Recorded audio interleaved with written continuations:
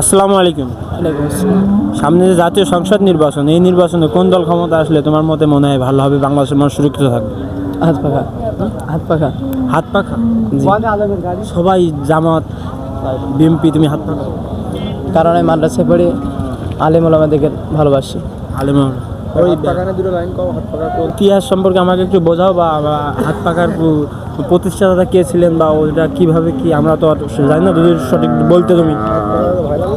এখন মানে হাত পাখার তত নাই, কারণ বিএনপিতে যেরকম দেখছি ওরা সেমন নাই। এর আগেও আসছে, শুনছি বাচ্চাদের মুখে, ওরা সেমন নাই যে এরা ভালো করে দেশ চালাবে।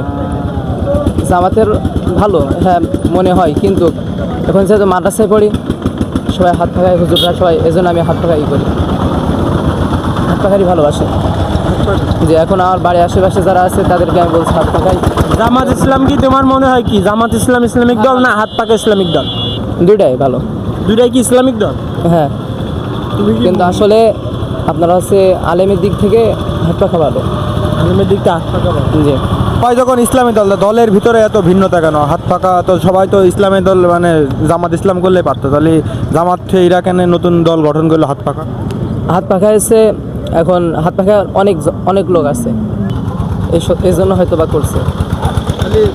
যেহেতু অনেক লোকই হইলো, তা এত মানে একটা দেশে যদি সরকার গঠন করতে হয়, অনেক মানে অল্প লোক দিয়ে কিন্তু হয় না, অনেক অনেক জনসংখ্যা নিয়ে একটা সরকার গঠন করতে হয়।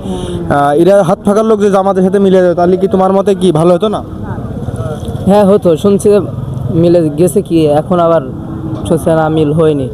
আচ্ছা, হাত পাকার এরা কি আটটুসি নাকি? না, এর আটশো নাই, তাহলে এটা সর্বনা। চর্মনার লোক, জি। হাত পাকার লোক চর্মনার লোক। জি। ধন্যবাদ। ঠিক আছে, আসসালামু আলাইকুম।